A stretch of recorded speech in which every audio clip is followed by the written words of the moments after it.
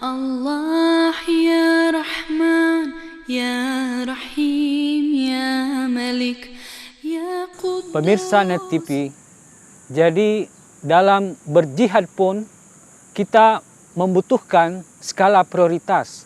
Kita harus memahami mana yang lebih dahulu harus dikerjakan, mana yang lebih penting, karena semuanya adalah jalan-jalan kebaikan, termasuk berbuat baik kepada keluarga, kepada orang-orang dekat kita, kepada di sekeliling kita. Ketika kita niatkan itu di jalan Allah, itu juga adalah jihad. Daripada kita harus pergi ke luar negeri, ke Afghanistan, sementara kemudian konsekuensinya kita mengabaikan keluarga kita mengabaikan orang-orang dekat kita, maka itu akan juga dimintai pertanggungjawaban. Dalam suatu kisah, ada sahabat yang bernama Sa'ad, adalah orang yang pertama kali meninggal setelah Nabi hijrah ke Madinah. Nabi mengantarkan jenazah si Sa'ad dengan telanjang kaki. Di pemakaman Rasulullah tentu saja memuji kebiasaan Sa'ad menghabiskan waktunya di masjid, berzikir dan sebagainya. Tetapi pada saat yang sama, Rasulullah juga menyampaikan bahwa sungguh sayang Sa'ad mengalami kesempitan dalam kuburnya, karena pada masa hidupnya dia menyempitkan tunjangan kepada keluarganya.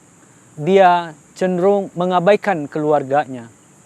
Dan pada sahabat yang lain Rasulullah mengatakan, engkau duduk bercengkrama dengan keluargamu lebih mulia ketimbang engkau beriktikaf di masjidku ini.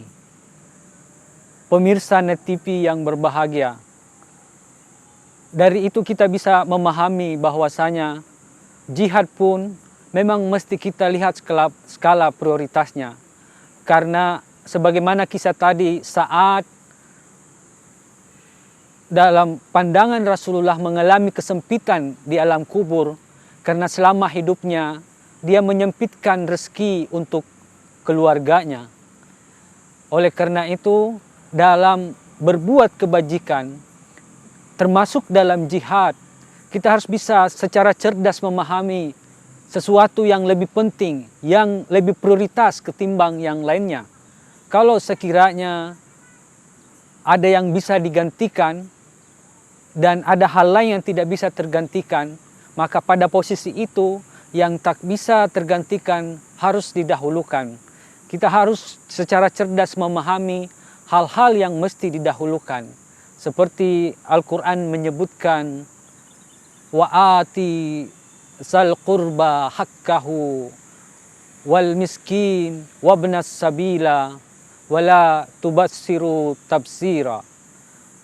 Berikanlah hak-hak kepada keluarga dekatmu, kemudian kepada orang miskin, kepada orang yang berjalan di jalan Allah, dan janganlah engkau memboroskan hartamu.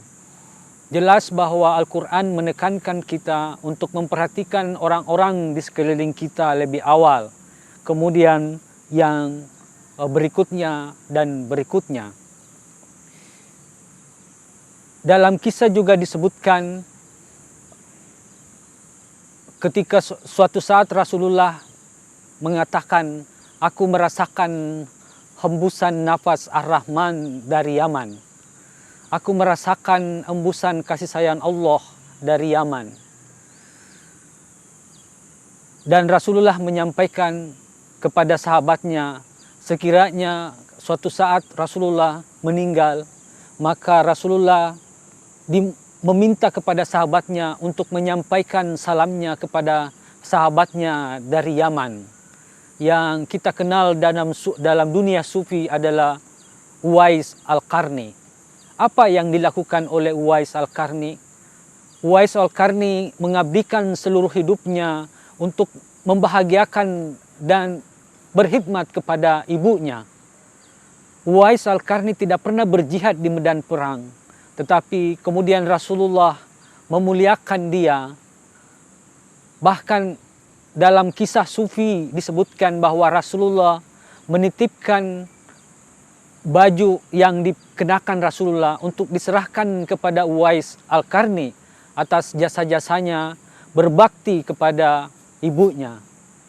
Pemirsa Net TV, kita akan lanjutkan kisah ini setelah yang berikut ini. Ya Allah, Ya Rahman, Ya Rahim,